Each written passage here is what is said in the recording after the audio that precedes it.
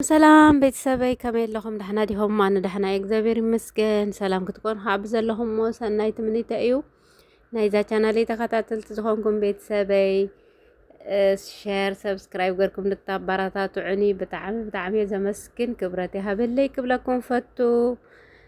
ቤተሰብ ዘይኮንኩም ከዓኒ ቤተሰብ ኩኑ፣ ሰብስክራይብ ግበሩ ቤተሰብ ንኹን እና ሎማዓንቲ ሒዘልኩም ዝመጻኹ ቤተሰበይ ቅድሚ ሕጂ ሲ እንታይ ኢለኩም ነረ ኣብዚ ዘለኹም ያው ትፈልጡ እኹም ንዓኹም ምንም ከብራርሃልኩም ኣይደልን።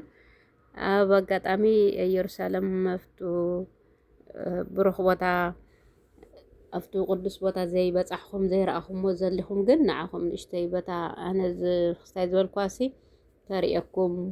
በቐዳማይ ቅድሚ ወርሒ ገለ ይኸውን እዩ ማይ ሰሊሆም ዛፀበል ፖስት ኢለያ ነረ ብድሕሪኡ ከዓኒ ቤተ ክርስቲያን ከርእየኩም እታ ቤተ ክርስቲያን እሺ ውሽጣ እንታይ ትመስል ቀሪፀ ከርእየኩም ኢለኩም ነረ ኣጋጣሚ ቶሎ ኢለይ ተመለስኩን ይቕሬታ ነዚያ ይቕሬታ ክሓተኩም ምደሊ ብምቕፃል ቀዳማይ ናይ ማይ ሰሊሆም ሸር ክብለልኩም ተለኹ ታፀበል ቦታ ብጣዕሚ ዘይትጎድል ኣይትጎድል ኣይታብኣን ላዕለይ ትመልእ እና ትወርድ ተለኻሲ ብክልተ ዓይነት ኢኻ ክትወርዶ ኢለ ነረ ብደገመሎ ውሽጢ ከዓ መሬት ኣሎ ብመብራህቲ ሒዝካ ማለት እዩ መብራህቲ ሒዝካ ትወርድ ኢለኩም ነረ ብርሃርያ ያባ እዚኣ ከዓኒ ናይ ቅድስቲ ቤተ ክርስቲያንና ያው ናይ ቱሪስት ማእኸል ዝኾነት እዚኣ ኢየሩሳሌም ውሽጣ ሻዓ እንኳን ሰብ የለን ያው ኣብዚ ሲ ብጣዕሚ ከምዚ ጦርነት ገለ ስለ ዝነበረ ንእሽተይ ዕረፍ ኣቢልና ነርና ሕጂ ግን ያው ንእሽተይ የፍርሕ እዩ ሁኔታት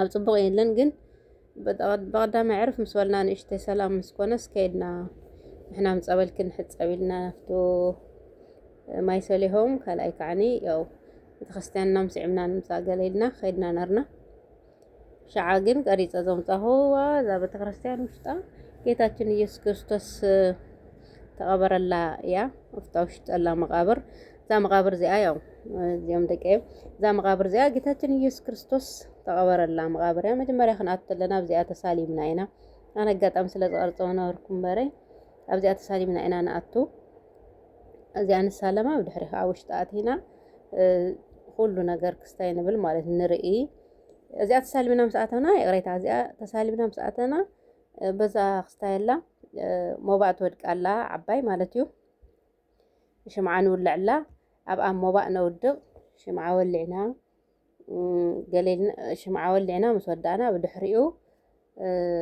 ናፍቱ እንዳዞርና ንርኢ ማለት እዩ ዘምበና እዚኦም በብተራእዮም ዝዓጥንዎ ማለት እዩ መቃብር እዚ መፅኦም ይዓጥንዎ እንዳተባረዩ ማለት ኣለዉ ካሎም መፅኦም ይዓጥንዎ እዛ ሽምዓ ንውልዕላ በታኒ የላ ኣብኣ ላ ናይ ሞባእ መውደቂ ሞባእ ወዲቕና ኣብኣ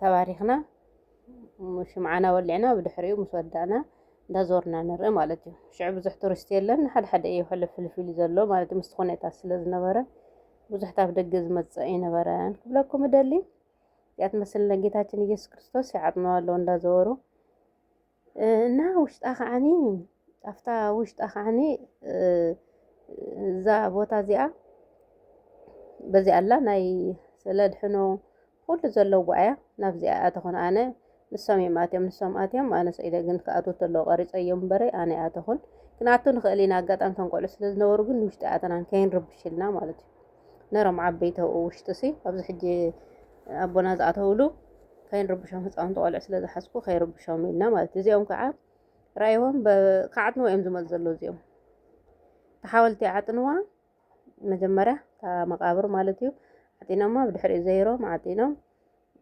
ተሳሊሞም ይኸዱ ማለት እዩ እዚኣሲ ግዴታ ተሳሊምካ እያ ካትኣቱ እዚኦም ዓጢኖም ክውድ ተሎ ተሳሊሞም ክኸዱ እዮም ዘይሮም ክዓጥኑ ማለት እዩ እና እዚ መስል ረእይዎ ነፍታ ቦታ ናብዚ ኣተኹን ዝበልኮ እሶም ግን ካብ በሪ ተመሊሶም በር ኣለዉ ውሽጢ ዓበይቲ ሰባት ንዖም ከይርብሾም ቆልዓ ገለ ሒዝና ኢልና ኢና ሕጂ እዚኣ ከዓኒ ታዋና ቤተ መቕደስ እያ እዛ ቦታ እዚኣ ትርእይዋ ዘለኹም ውሽጣ ልቺ ገለ ክስታይ የብላን መብራህቲ የብሉን ውሽጡ ንምንታይ ሲ ያው ቤተ መቕደስ እዩ ክትስእል ኣይትኽእልን ተሳሊምካ ጥራሕ ብከምዚ ማሕማሕታ እዩ ዘለዎ በቃ ንእሽተይ ፀልማት እዩ ከይድካ ተሳሊምካ ጥራሕ ኢኻ ትወፅእ እምበር ኣብኡ ክትስእል ቪድዮ ክትቀርፅ ኣይከኣልን ኣይፍቀድን ቪድዮ እየቀረጽ ነው ሲነብሩ ተሳሊምካ ጥራሕ ትወፅእ ኣብዚ ማለት ራእዩ ኩሉ ትደግ ሰበሎ ደግ ኮይኑ ይስእሎ ማለት እዩ እና ተሳሊምካ ጥራሕ ክትወፅእ እምበር ኣይፍቀድን ውሽጢ ኣትኻ ክትቀርጽ ገለ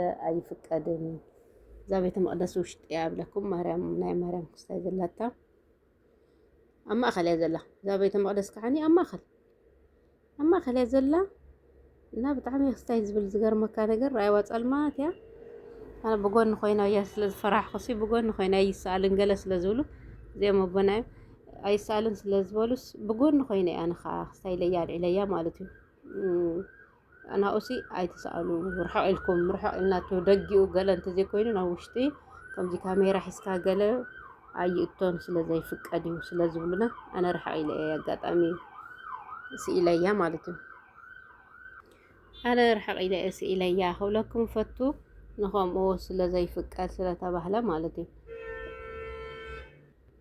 እና ቤተሰበይ እዚኣ ክብለኩም ፈቱ ናይ ቅድስቲ ማርያም ውሽጣ ከዓኒ ከምዚ ክስታይ እንዳበልና ዘለዓልናያ ቦታ ያው ከምዚ ሽዑሲ ቱሪስት ገለ ስለዘየለ መብራህርህ የለን ባዕልኻ ከይድካ ስኢልካ ባዕልኻ እንዳዘወርካ ብካሜራ ኢኻ ትቐርጾ እምበር ዘብራህርሃልካ ሰብ ኣይነበረን ንምንታይ ቱሪስት ብዙሕ የለን በቃ እንድሕር ሪኢኹሞስ በይኑ ይስኢሉ ኮለል ዝብል ተወሰነ ቤተሰብ ዘሎ ቱሪስት ዘሎ ይቕሬታ ቱሪስት ዘሎ በይኑ ይስኢሉ በቃ እንዳልዓለ እንዳቀረፀ ባዕሉ እዩ ባዕሉ ንባዕሉ እዩ ነርሽዑ ማለት ክፈቱ እና ትሽዑ እዞም ኣቦና እዚኦም ዝበሉንሲ እንታይ ኢሎምኒ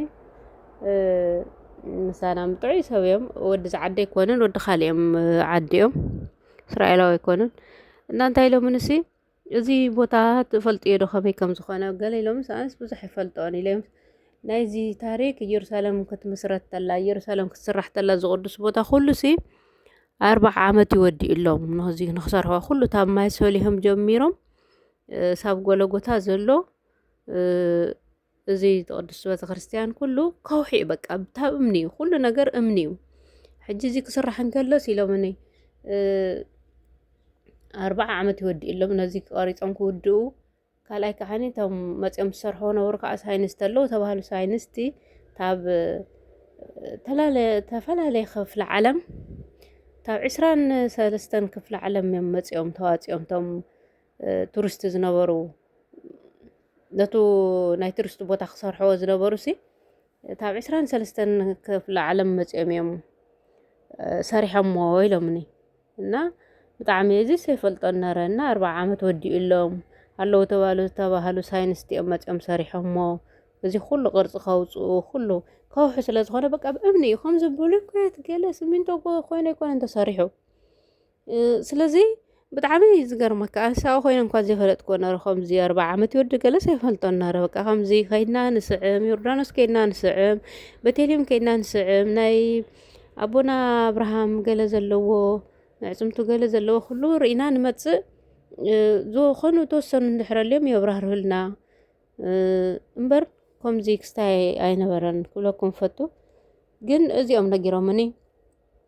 ብግሩፕ እንድሕር ከይድካ ያው መብራህርህ ዝበካ ኣሎ እዩ ንሕና ግን ስኢና ብውልቅና ስለዝኸና ብግሩፕ ክትከይድ ስለዘይትኽእል ነበርካ ትሽዑ በቲ ኩነታት ንእሽተይ ዝሕሉ ኢልና ኢና ንሕና ኣምላኽና ኣሚንና ከይድና እና ከምዚ ነሩ ክብለኩም ፈቱ ናይ ኢየሩሳሌም እዚኣ ትመስል ቤተክርስትያን ታ ውሽጣ ማለት እዩ ቅርፃ ብጣዕሚ ደስ ይብለካ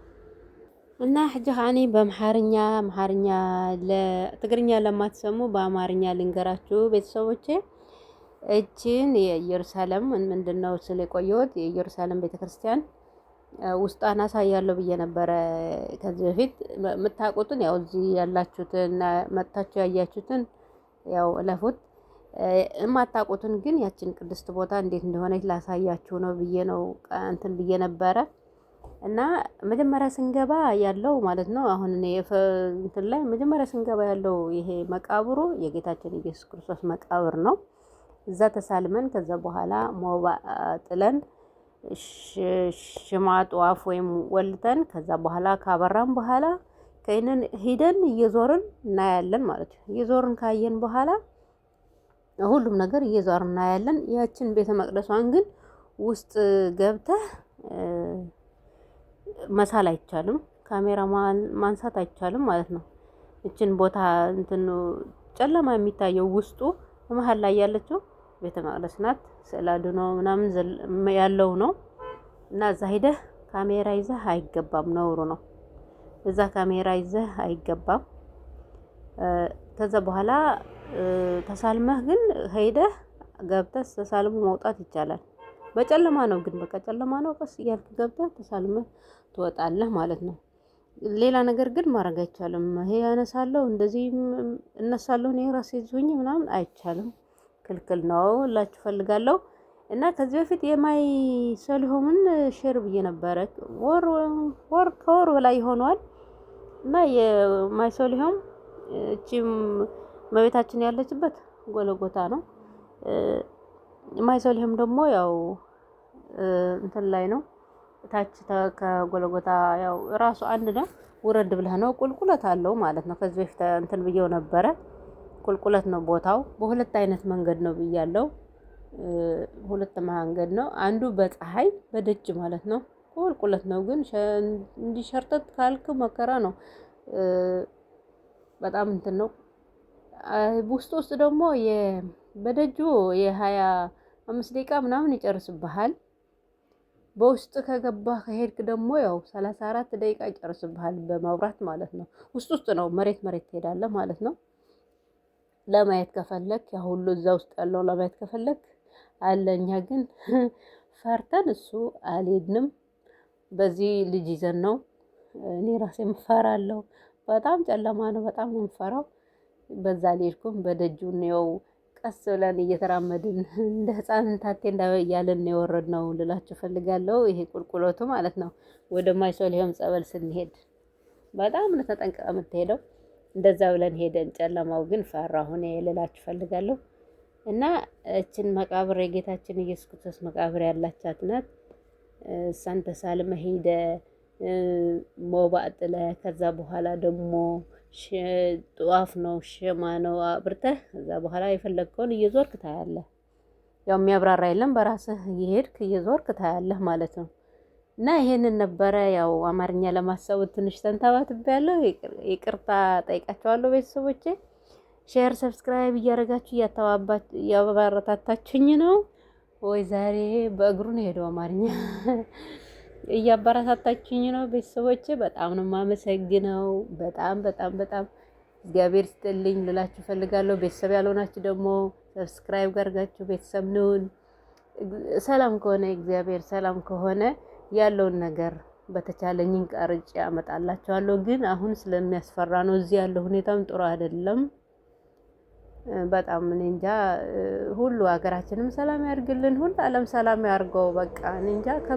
ከባድ ነው ያለው አሁን ሁኔታት በጣም ከብዶናል። አሁን እዚህ ራሱ ማለት ነው ያው ራሱቱ አምላክ እስራኤል ራሱ ይጠብቀን ልላችሁ ፈልጋለሁ ቤተሰቦቼ። እና ለሁሉ ዓለም ሰላም ያወርድልን ልላችሁ ፈልጋለሁ። እና የዛሬ የነበረውን ይሄንን ይመስላል። ከዚህ ደግሞ ሄደን ይሄን ስንጨርስ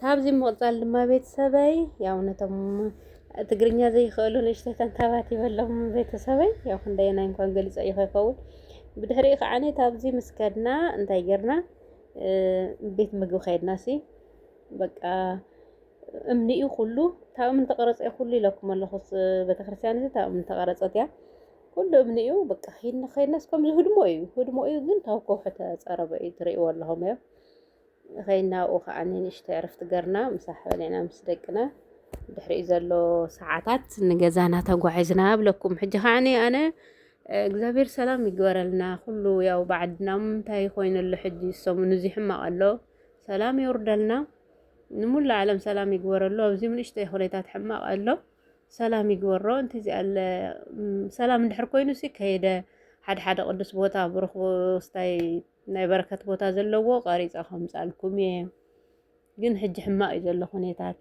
ንባዕልና ፈሪሕና ኢና ዘለና ከይንወፅእ ዶባዶብ ክስታይ ኣሎ ተኹስ ኣሎ ብዚ ንባዕሎም ማይ ዓረፈን ናፍቲ ማእኸል ከተማ ከዓኒ ያው ተጠንቀቑ ክብሉና ቀኒዮም ሕጂ ግን ሰላም ኢና ዘለና ኣብዛ ሰሙን ከዓ ንእሽተይ ሰላም ኣለና ክብለኩም ደሊ ናብዝኹ ከምዚ ዓይነት ቅዱስ ቦታሲ እትከደይ ትኽእልን ጥምቀት ንባዕሉ ዮርዳኖስ ኣይከድናን ተኸልኪልና ፀጥታ ሕማቅ እዩ ዘሎ ተባሂሉ ተኸልኪልና ኢና ውዒልና ኣይከድናን ክብለኩም ፈቱ እና ሁኔታት ከምዚ ዘሎ ንኩሉ ዓለም ሰላም ይግበረልና ዓድና ሰላም ይወርደልና ህዝብና ይሓልወልና እና ምንም ክብል ኣይክእልን እስቲ እግዚአብሔር በብ ዘለናዮ ጸሎት ንግበር تحج ما تزل خاص جابر ندعي سلام يوردلنا بحفشاوي بتعمي وندعي خبيديو كونيتات خبيدي زلنا بيت سبي تعمي الناس تابقوا صار عليه هنا اليوم لما انت استعم حزين ايه وعيله جن جابر